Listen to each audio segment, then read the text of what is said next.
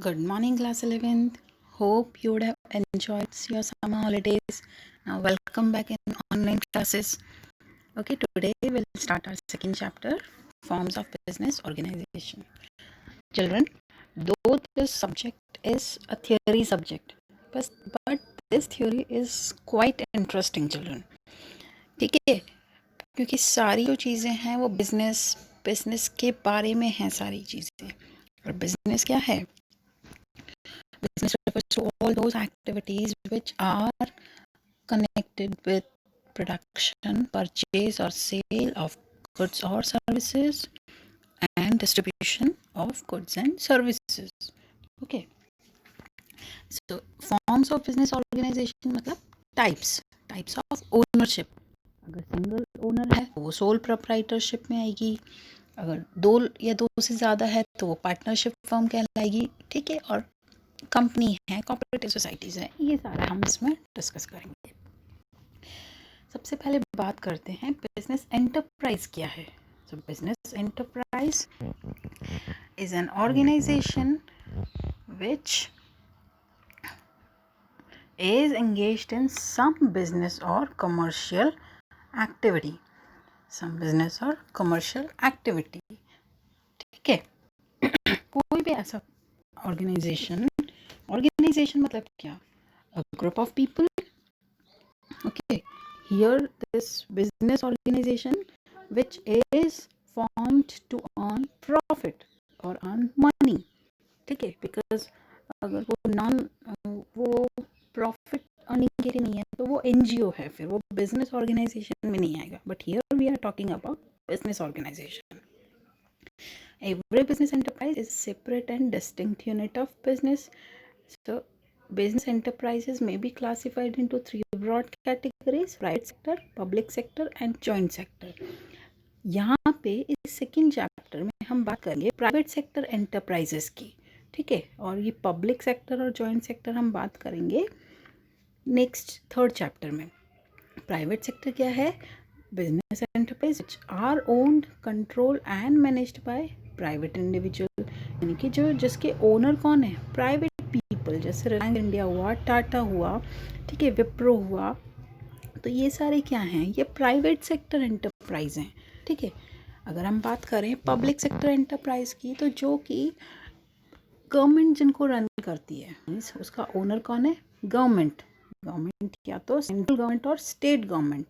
यहाँ पे एक बात बहुत ज़्यादा माइंड में रखने वाली है, that central and state, local word नहीं आया है. Okay. So if any enterprise which is owned by local government, then it will not come under public sector enterprise. ठीक है. ये बात ध्यान रखना, ये ट्रिकी क्वेश्चन है, sometimes it is also asked. then तो पब्लिक सेक्टर कौन कौन से हो गए? गेल हो गया, जैसे LIC हो गया, सेल हो गया, steel authority of India limited. So these all are, जिसके ओनर भी कौन है? गवर्नमेंट. मैनेजमेंट भी कौन है? Government. And profit is also shared by government. Okay. then joint sector means private sector और public sector दोनों जहाँ मिल रहे हैं. जैसे और इनके पीछे लिमिटेड लगा होता है. ठीक है. इनके पीछे अगर प्राइवेट लिमिटेड लगा हुआ अगर हो तो वो प्राइवेट सेक्टर में आएंगे. बट अब जैसे यहाँ पे जॉइंट सेक्टर में क्या है कि which are owned, controlled and managed by private entrepreneur and government both.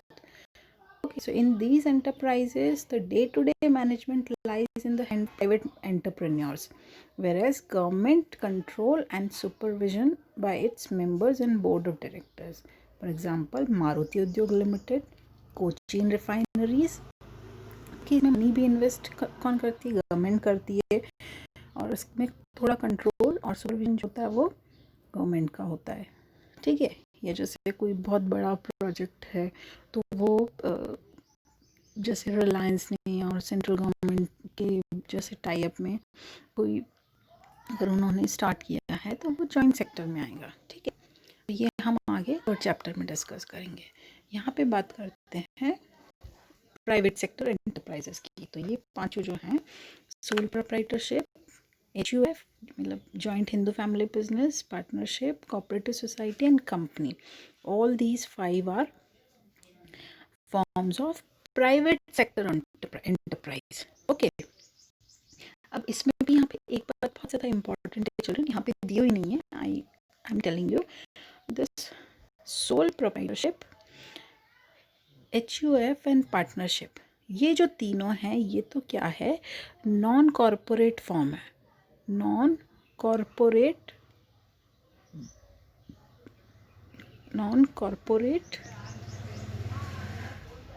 Form. Non corporate form क्या होती है, which is not having separate existence and not distinct from its owners।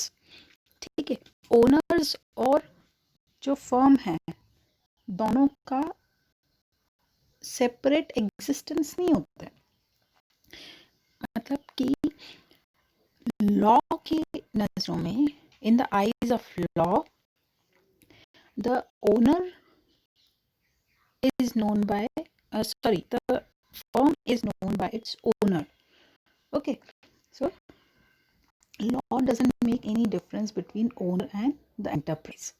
ठीक है, तो ये तीनों तो नॉन कॉरपोरेट फॉर्म है, और जो कॉपरेटिव सोसाइटी और जो कंपनी है ये कॉरपोरेट फॉर्म ऑफ बिजनेस है, क्योंकि कॉपरेटिव सोसाइटी भी किसी एक्ट के अंडर में कॉपरेटिव सोसाइटीज एक्ट 1912 के अंडर रजिस्टर्ड होती है, जबकि कंपनीज भी कंपनीज एक्ट 2013 के अंडर रजिस्टर्ड होती है, और इनके जो मेंबर्स हैं और इनके जो मैनेजमेंट है, ठीक है, ये दोनों सेपरेट होते हैं।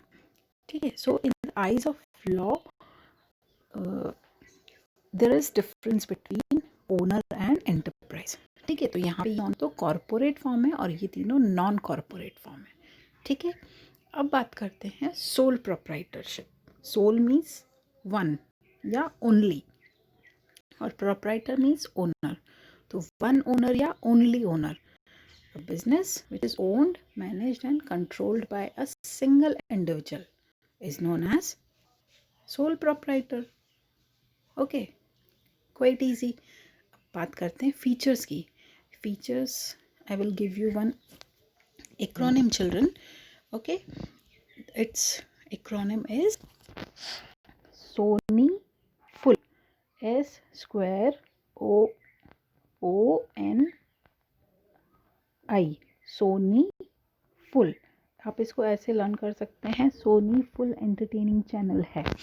ठीक है, S for single ownership, again S for small size, then O for one man control, sorry it is number 3, then N for no separate legal entity, I for individual risk bearing and profit recipient, this is 5th point, then F for formation and closure, 6th point it is, then 7th point unlimited liability, and L for this lack of business continuity. 8 points, but you can learn any 6 children. And one idea you can have with this discussion, that wherever more than 6 points are given, those questions are generally asked as 6 markers। ठीक है, 6 markers में वो question ही आएंगे जहाँ पे कि 6 या उससे ज़्यादा पॉइंट्स दिए हुए होते हैं।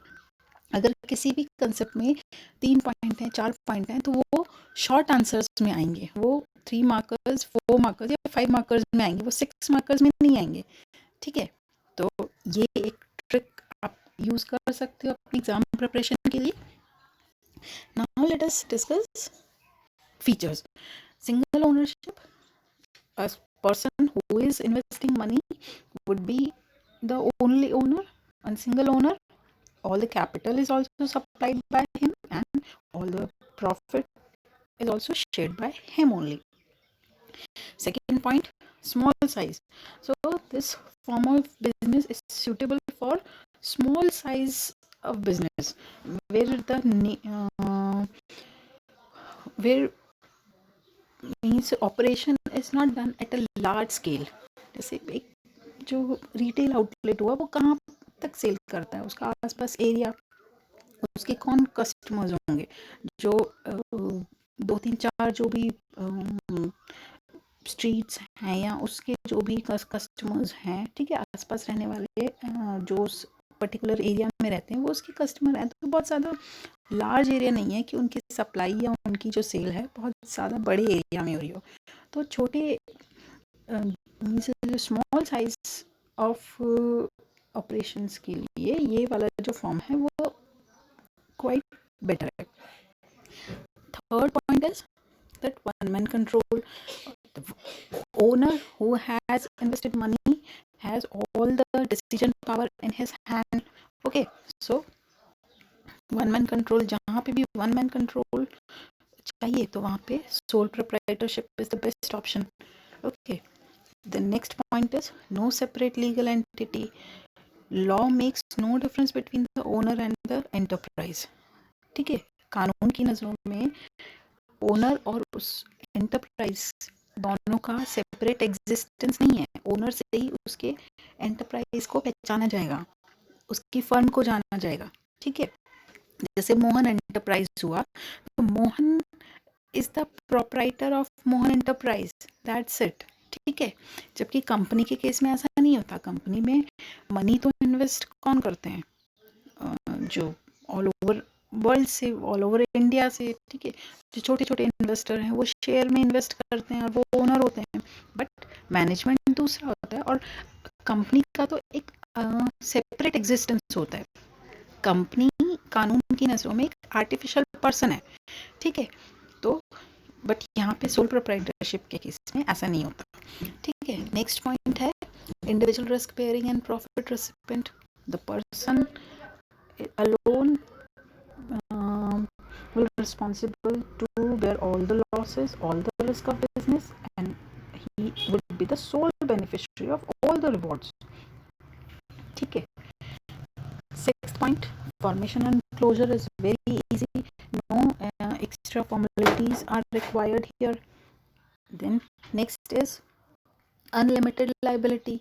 That liability is always unlimited in sole proprietorship, because if business losses are there, अगर business में loss होते हैं और business की जो assets हैं वो sufficient नहीं है उन losses को complete करने के लिए, उन losses को पूरा करने के लिए, then the proprietor may have to sell his personal property to pay off all the liabilities.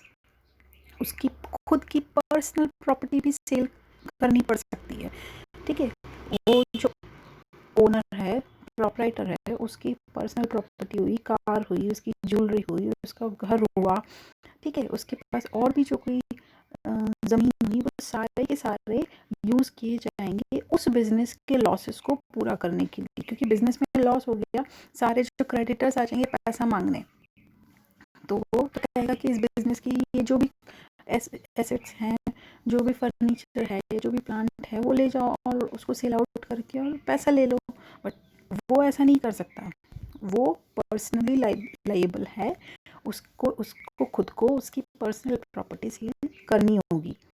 Okay, तो यहाँ पे अनलिमिटेड लाइबिलिटी होती है. And last point is lack of business continuity, because business and owner are one. So death, insolvency, and incapacity or ailment or any lunacy means madness, पागलपन. insolvency means दिवालिया होना, दिवाला निकल जाता है कि उसके पास जो भी उसके क्रेडिटर्स को पेमेंट करने के लिए उसके पास कुछ भी वो नहीं बचता कि वो क्रेडिटर्स को फुली पेमेंट कर सके. ठीक है, तो ये business also will end. Business firm also will come to an end if the person dies or he gets sick. Okay, so these all are the features. Now let us discuss merits. अब merits में यहाँ पे 5 point दिए हुए हैं. It means this question may be asked in 4 markers, 3 markers or maximum 5 markers.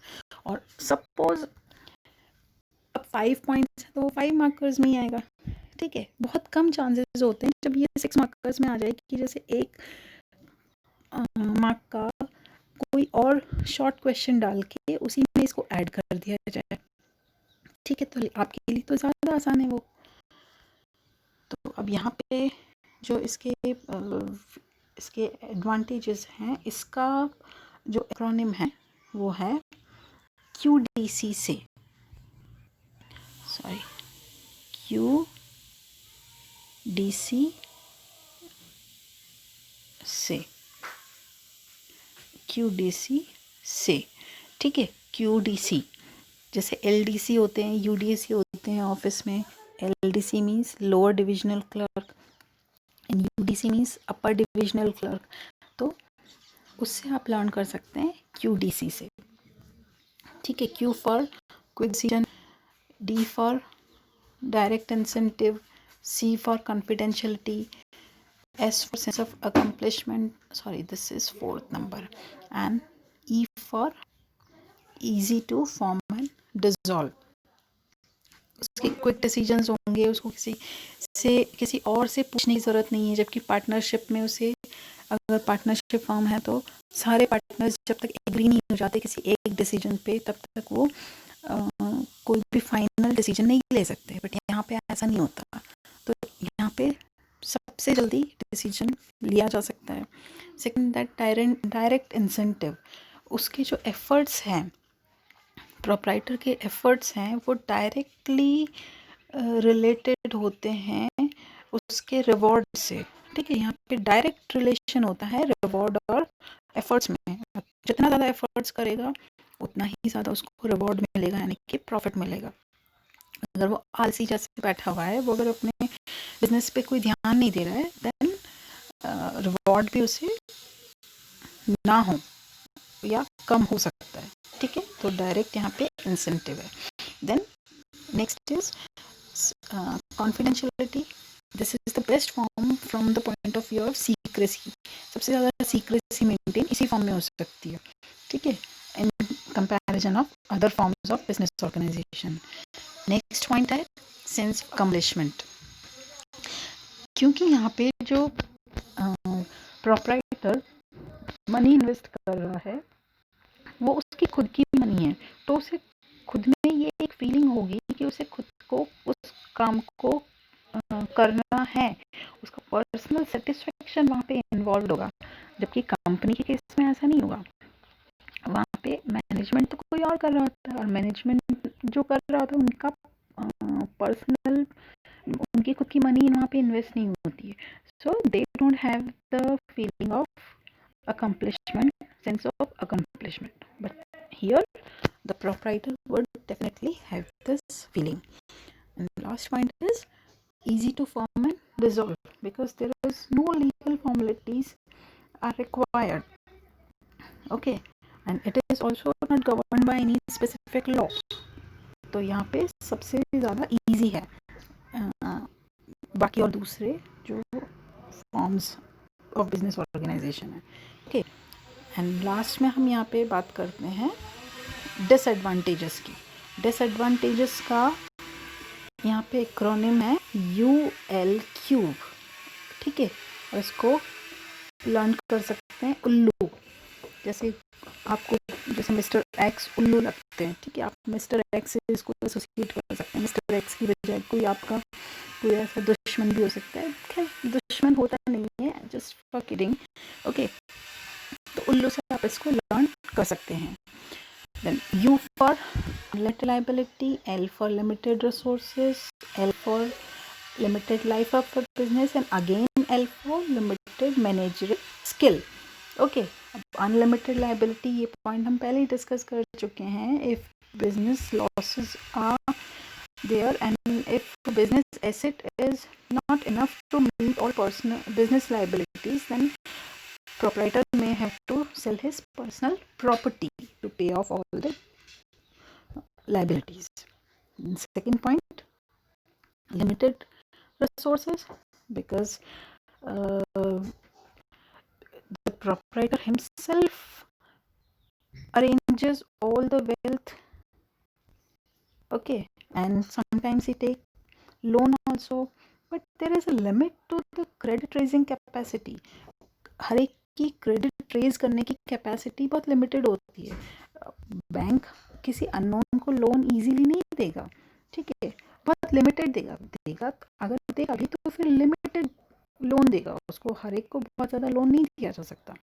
तो यहाँ पे रिसोर्सेज लिमिटेड हैं, ठीक है. देन लिमिटेड लाइफ है because the survival and continuity of sole proprietorship firm depends upon one person only. If proprietor falls ill or becomes insolvent, then business may come to an end. And last point is that limited managerial skills. So it is not necessary that a single individual is expert in all the fields. Okay, he may be a good salesperson but may not a good manager. ये ज़रूरी नहीं है कि वो, ठीक है, वो एक सेल्स पर्सन अच्छा हो सकता है, बट मैनेजमेंट की उसे आ जाए कि सही टाइम पे सही डिसीजन ले कि हाँ बिजनेस में अगर कोई अपॉर्चुनिटी आ रही है तो और मनी इन्वेस्ट करने की ज़रूरत है, या कोई और नया जैसे प्रोडक्ट उसे अपनी शॉप में रखना चाहिए उसे, तो वो डिसीजन मेकिंग पावर हो ये ज़रूरी नहीं है, ठीक है. सो लिमिटेड मैनेजरल स्किल हो गया. अगर पार्टनरशिप में तो भाई 2 पार्टनर 3 पार्टनर मिलकर अपना माइंड यूज़ कर रहे हैं. एक कोई सेल्स मैनशिप में अच्छा है, एक के पास मनी बहुत ज़्यादा है, एक के पास मैनेजरल स्किल बहुत अच्छी है, तो वो सारे मिलके वो उस बिजनेस को रन करेंगे तो वहाँ पे ज़्यादा वो फ्रूटफुल रिजल्ट होंगे इन कंपैरिजन ऑफ सोल प्रोप्राइटरशिप. तो ये कुछ लिमिटेशंस हैं. That's all for today. Tomorrow we'll start with discussing case study of the sole proprietorship. Okay, till then, have a nice day. Thank you, children.